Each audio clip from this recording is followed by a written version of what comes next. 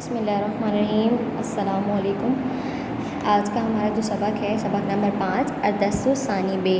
الدرس الثانی کا حصہ نمبر بے پڑھ رہے ہیں۔ آیات ہیں سورہ انفال کی 38 تا 44 یعنی 38 تا 44، صفحہ نمبر ہے 25 تا 28، اور یہ ہمارا لیکچر ہے 9 اور 10۔ صفحہ نمبر 25 سے ہم شروع کرتے ہیں۔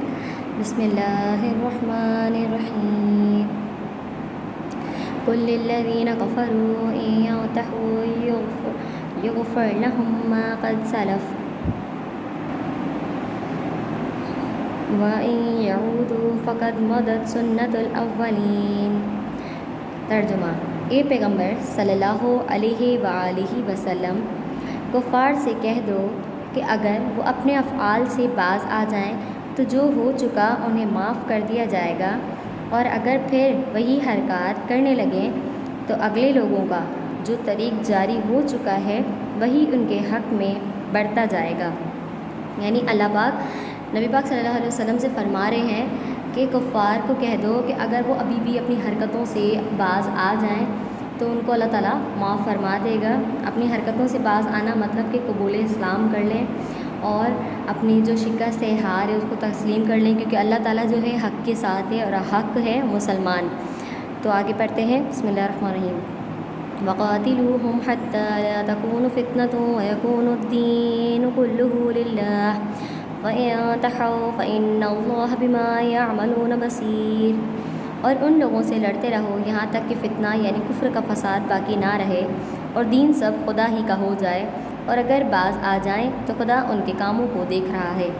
فرمایا کہ کفر کا فساد یعنی کہ کفر کافر جو لوگ تھے وہ فساد پھیلاتے تھے، پریشانیاں پیدا کرتے تھے، تکلیفیں دیتے تھے مسلمانوں کو، تو اللہ فرماتا ہے کہ ان سے مسلمانوں کو فرما رہا ہے کہ ان سے اس وقت تک لڑتے رہو جب تک کہ وہ ان کی ہستی جو ہے مٹ نہ جائے اور اپنی شکست تسلیم نہ کر لیں، اور وہ جب تک اسلام قبول نہ کر لیں ان سے لڑتے رہو، اور اگر وہ سدھر جائیں، باز آ جائیں تو اللہ ان کے کاموں کو دیکھ رہا ہے، کیونکہ اللہ ہم سب سے بہتر جاننے والا ہے بے شک۔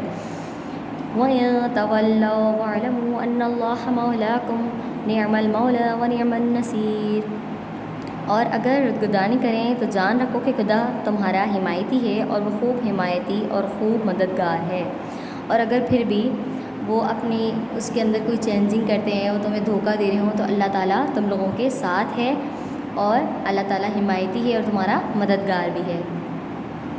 وَاعْلَمُوا أَنَّمَا غَنِمْتُم مِّن شَيْءٍ فَإِنَّ لِلَّهِ خُمُسَهُ وَلِلرَّسُولِ وَلِذِي الْقُرْبَىٰ وَالْيَتَامَىٰ وَالْمَسَاكِينِ وَابْنِ السَّبِيلِ إِن كُنتُمْ آمَنتُم بِاللَّهِ وَمَا أَنزَلْنَا عَلَىٰ عَبْدِنَا يَوْمَ الْفُرْقَانِ يَوْمَ الْتَقَى الْجَمْعَانِ وَاللَّهُ عَلَىٰ كُلِّ شَيْءٍ قَدِيرٌ۔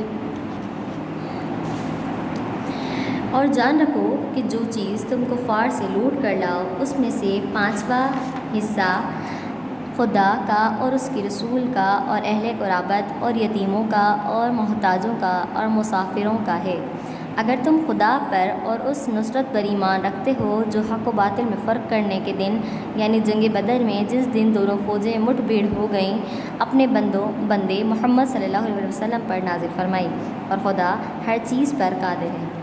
تو سب سے پہلے مال کی بات ہو رہی ہے، وہ مال جو لوٹ کر لائیں اس مال کو ہم کہتے ہیں مال غنیمت، جو میں نے آپ کو اسٹارٹنگ میں ہی بتایا تھا۔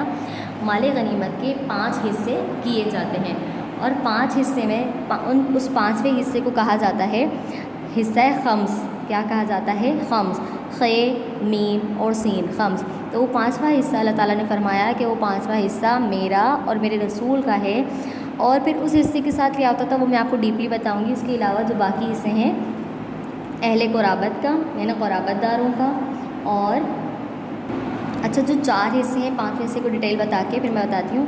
جو 4 حصے ہیں وہ تقسیم کیے جاتے ہیں مجاہدین میں، مجاہدین جو جہاد کرنے والے ہیں جنہوں نے جنگ میں حصہ لیا، اور کیے جاتے ہیں محتاجوں میں، غریبوں میں، ان لوگوں میں کیے جاتے ہیں۔ اب جب وہ 5واں حصہ ہے جسے خمس کہتے ہیں اردو میں، اس حصے کے دوبارہ سے 5 حصے کیے جاتے ہیں، جو اللہ اور اس کے رسول کا حصہ ہے اس کے پھر سے 5 حصے کیے جاتے ہیں، جو کس طریقے سے ڈسٹریبیوٹ ہوتے ہیں۔ جو حصہ اللہ اور اس کے رسول کا اس کے 5 حصے کرنے کے بعد وہ دی جاتے ہیں آپ صلی اللہ علیہ وسلم رسول اللہ کے قرابت داروں کو، یتیموں کو، مسکینوں کو اور مسافروں، ان پر وہ حصہ جو ہے خرچ کیا جاتا ہے. یعنی جو صرف ایک حصہ آپ کا ہے اس میں سے بھی آپ 5 حصے فرماتے تھے اور پھر اس کو بھی ڈسٹریبیوٹ کیا کرتے تھے. اور مال غنیمت رسول اللہ صلی اللہ علیہ وسلم کی امت یعنی مسلمانوں پر حلال قرار دیا گیا ہے، ورنہ اس سے پہلے یہ امتوں پر حلال قرار نہیں تھا. آگے ہم پڑھتے ہیں اذ انتم بالعدوۃ الدنیا وهم بالعدوۃ القصوى والركب اسفل منكم ولو تواعدتم لاختلفتم في الميعاد ولكن ليقضي الله امرا كان مفعولا ليهلك من هلك عن بينة ويحيى من حي عن بينة وان الله لسميع عليم. اب بات آتی ہے کہ جس دن دونوں فوجیں مٹ بھیڑ ہو گئیں، یعنی دونوں کیا تھی، جنگ کے وقت گتھم گتھا ایک دوسرے میں جب ہو گئیں، تو اللہ نے فرمایا اب تمہیں فیصلہ فرمایا کہ اپنے محمد صلی اللہ علیہ وسلم پر فرمایا کہ خدا ہر چیز پر قادر ہے، بے شک اللہ ہر چیز پر قادر ہے. کہا جس وقت تم مدینے سے قریب کے ناکے پر تھے، یعنی جنگ کے لیے جب جا رہے تھے، جنگ بدر کے لیے، اور مدینے سے قریب کے ناکے پر تھے، اور کفار کہاں تھا، بعید کے ناکے پر، اور تمہارا قافلہ نیچے اتر چکا تھا. تو اگر تم جنگ کے لیے واپس میں قرارداد کر لیتے تو وقت معین پر جمع ہونے میں تقدیم و تاخیر ہو جاتی. یعنی وہ جگہ جہاں پر جنگ جیتنی اللہ تعالیٰ نے لکھ چک دی تھی کہ یہ جنگ مسلمانوں کو ہی جیتنی ہے، مسلمانوں کو ہی اس پر فتح حاصل ہونی ہے، لیکن لوگ اور اس وقت لوگ جو ہے آپس میں اگر قرارداد کر لیتے تو یہ جنگ میں تاخیر ہو جاتی، یعنی لیٹ ہو جاتی. لیکن خدا کو منظور تھا کہ جو کام ہو کر رہنے والا تھا اسے کر ہی ڈالے، لیکن اللہ چاہتا تھا کہ جو کام میں نے فرما دیا بس اب وہ ہو جانا چاہیے. تو اس لیے اللہ تعالیٰ نے مسلمانوں کے اوپر بہت سارے انعامات بھی نازل فرمائے، آگے میں آپ کو بتاؤں گی، تاکہ جو مرے بصیرت یعنی یقین جان کر، یعنی جنہوں نے یقین کیا، یقین جان کر مرے. اگر جسے مرنا ہے یعنی شہید ہونا ہے یا جنگ میں مر جاتے ہیں تو وہ ایسے یقین جان کر مرے کہ اللہ ہمارے ساتھ تھا. اور جو جیتا رہے یعنی جو جیتتا ہے تو وہ یہ یقین جان کر ہے کہ ہم حق جیتے ہیں اور ہم نے حق کی جو لڑائی حاصل کی حق پہچان کر جیتا رہے، اور کچھ شک نہیں کہ اللہ سنتا اور جانتا ہے. اذ یریکہم اللہ فی منامک قلیلا ولو اراکہم كثيرا لفشلتم ولا تنازعتم في الامر ولكن الله سلم انه عليم بذات الصدور. اس وقت خدا نے تمہیں خواب میں کافروں کو تھوڑی تعداد میں دکھایا، اور اگر بہت کر کے دکھاتا تو تم لوگ ہی چھوڑ دیتے اور جو کام درپیش تھا اس میں جھگڑنے لگتے، لیکن خدا نے تمہیں اسے بچا لیا. بے شک وہ سینوں کی باتوں تک سے واقف ہے. بے شک. اچھا، تو اب اس میں کیا چیز فرما رہا ہے اللہ نے جب فرما دیا کہ یہ جنگ اسی دن پر ہونی ہے تو اللہ تعالیٰ نے فرمایا ان لوگوں کے لیے انعامات جو ہیں وہاں پر نازل فرمائے. کس قسم کے انعامات تھے؟ ان کو پہلے تو خواب میں کافروں کی تعداد جو تھی وہ کم دکھائی، اس کے علاوہ اللہ تعالیٰ نے جنگ کی رات بارش برسا دی، جس سے مسلمانوں نے کیا کیا، پانی کی قلت ان کے پاس سے دور ہو گئی، انہوں نے خوب پانی پیا، اپنے اونٹوں کو پلایا، اور جو مشکیزیں ہوا کرتے تھے ان کو بھی بھر لیا. اسی طرح اور وہ نہا بھی لیے. پھر ان کو غنودگی طاری کی. غنودگی کا مطلب ہوتا ہے نیند. اللہ تعالیٰ نے ان مسلمانوں کو نیند دی، نیند عطا فرمائی، اور پھر نیند طاری کرنے کے بعد دل و دماغ جو ہے سکون میں ہو جاتا ہے. نیند لینے کے بعد صبح لڑائی کے لیے وہ جسمانی طور پر اور ذہنی طور پر تیار ہو گئے تھے. اور خواب میں کفار کی تعداد کم دکھائی، اور اسی طرح کفار کو مسلمانوں کی تعداد کم دکھائی، کیونکہ مسلمانوں کو وہ تعداد اس لیے کم دکھائی کیونکہ مسلمان کفار کی جو کثیر تعداد اور اسلحہ دیکھ کر پریشان ہو رہے تھے. تو اللہ تعالیٰ نے آپ صلی اللہ علیہ وسلم کو خواب کی تعداد قلیل دکھا کر یہ بات آپ صلی اللہ علیہ وسلم نے مجاہدین کو بتائی، تو ان کی ہمت جو ہے بڑھ گئی اور خوف کی جو کیفیت تھی وہ دور ہو گئی. اور پھر فتح کی خوشخبری بھی اللہ تعالیٰ نے آپ صلی اللہ علیہ وسلم کو پہلے ہی سنا دی تھی، جو آپ نے مجاہدین کو بھی سنائی. اس کے بعد اللہ تعالیٰ نے فرشتوں سے مسلمانوں کی مدد فرمائی. فرشتوں نے ان کی شانہ بشانہ یعنی کہ بالکل ان کے ساتھ ہو کر جنگ میں حصہ لیا. اس کے بعد میدان جنگ میں جب آپ صلی اللہ علیہ وسلم نے ایک مٹھی کنکریاں، چھوٹی چھوٹی پتھر جو ہوتے ہیں ان کو کنکریاں کہتے ہیں، بھر کر کفار کی طرف جب پھینکی تو ایسا معجزہ طاری ہوا کہ کفار کی تمام کافروں کی جو آنکھیں تھیں ایک مٹی سے، مٹھی بھر جو مٹی تھی اس سے تمام کی جو آنکھیں تھیں وہ بھر گئیں، جو دیکھنے سے قاصر ہو گئے اور دہشت زدہ یعنی خوف زدہ ہو گئے اور میدان جنگ سے فرار ہو گئے، یعنی میدان جنگ چھوڑ کے بھاگ گئے.